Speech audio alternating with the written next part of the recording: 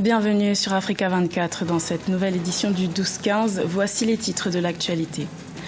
Au Gabon, les violences post-électorales avaient engendré plusieurs arrestations. Le procureur de la République a livré les chiffres exacts et le bilan détaillé de ces incidents lundi lors d'une conférence de presse. Le président ivoirien Alassane Ouattara participe à la 71e Assemblée générale des Nations unies. La Côte d'Ivoire est officiellement candidate pour un poste de membre non permanent au Conseil de sécurité de l'ONU. Et puis en Ouganda, le gouvernement veut simplifier la procédure d'acquisition des terres privées. Cet amendement devrait permettre la construction d'infrastructures nécessaires au développement du pays, selon l'exécutif. Au Gabon, les violences survenues à la suite de la proclamation des résultats de l'élection présidentielle auraient conduit à 800 arrestations. Lors d'une conférence de presse, le procureur de la République a affirmé avoir procédé à plus de 300 remises en liberté et seulement 31 incarcérations. Un reportage de notre correspondant Douglas Toutoum.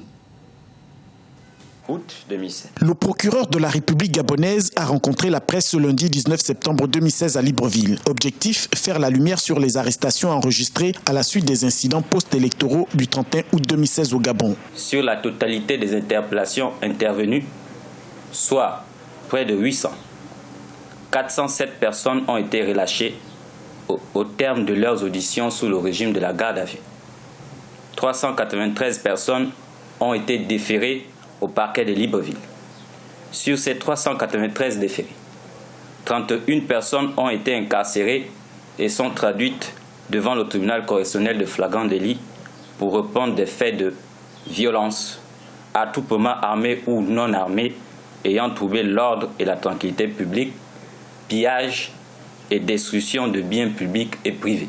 Les procédures judiciaires post-électorales se poursuivent à Libreville. 39 personnes sont encore en détention préventive selon le procureur qui dénombre parmi les personnes interpellées de nombreuses libérations. 323 personnes ont été remises en liberté après un rappel à la loi en audience publique. Par ailleurs, une information judiciaire a été ouverte contre un ressortissant étranger et tous autres nationaux ou étrangers que l'instruction en cours permettra d'identifier pour les faits d'association de malfaiteurs, crimes contre la paix publique, diffusion ou reproduction de nouvelles fausses, de pièces fabriquées, falsifiées ou mensongères ayant troublé l'ordre public. Pour rappel, certaines familles étaient sans nouvelles de leurs proches, mais cette sortie médiatique du procureur de la République a permis d'apaiser les uns et les autres. Les résultats provisoires de l'élection présidentielle du 27 août 2016 donnent Ali Bongo Ondimba vainqueur devant son principal challenger Jean Ping. Les résultats définitifs sont attendus pour le 23 septembre à Libreville. La Côte d'Ivoire désire siéger au Conseil de sécurité de l'ONU en 2018-2019 parmi les 10 membres non permanents. 25 ans après y avoir siégé, le pays prépare son retour au sein de l'instance internationale. Deogracias Podo.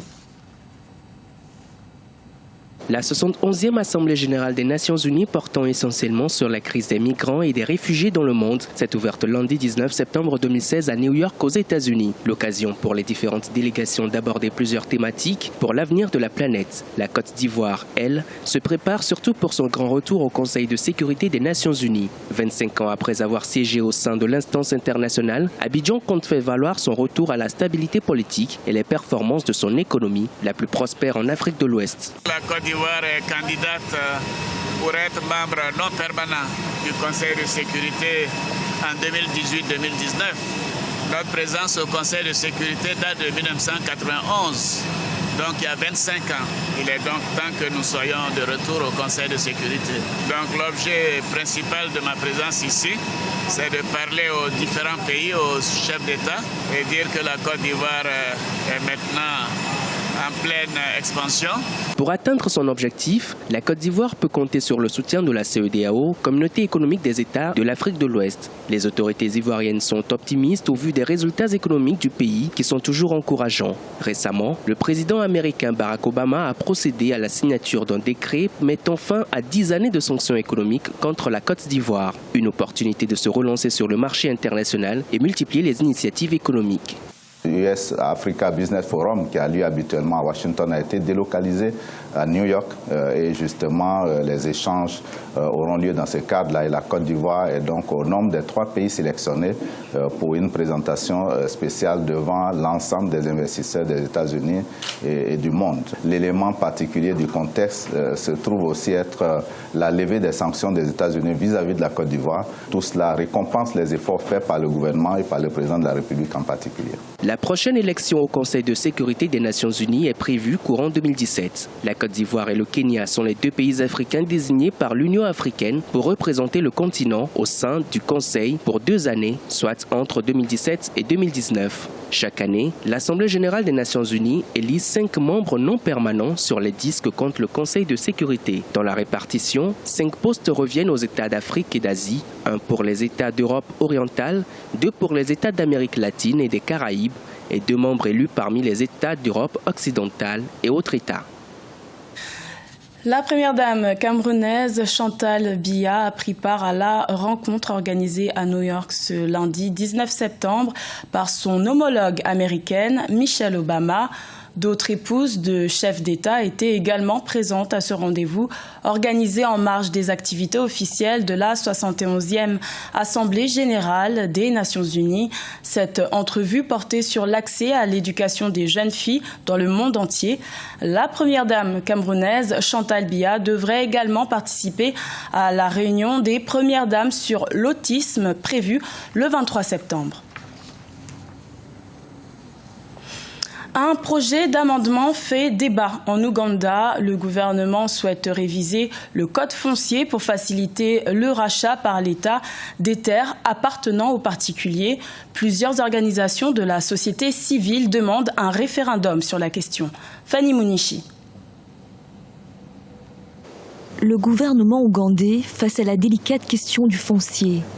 Betty Amongi, ministre de la Terre, du Logement et de l'Urbanisme, a indiqué le souhait des autorités d'accélérer l'acquisition des propriétés privées pour la poursuite des grands travaux. À cet effet, l'article 273 de la Constitution pourrait être modifié.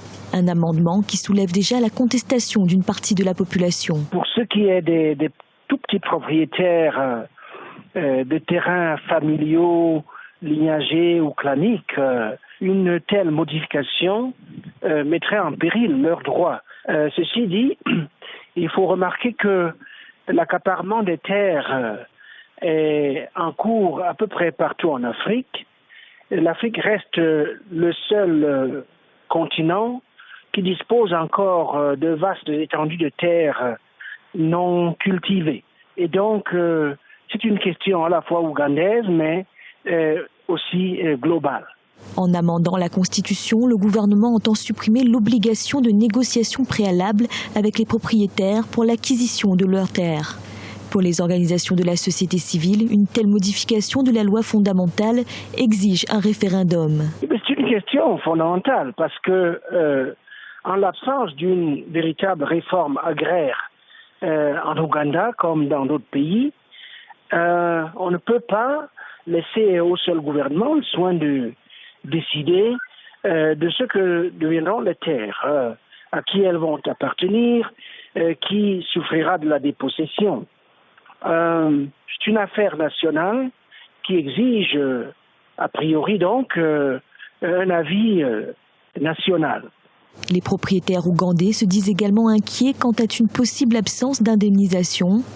Ce à quoi la ministre Betty Amongi a répondu en affirmant que la modification de la Constitution ne visait pas à l'accaparement des terres, mais à la levée des obstacles à la mise en œuvre des projets publics.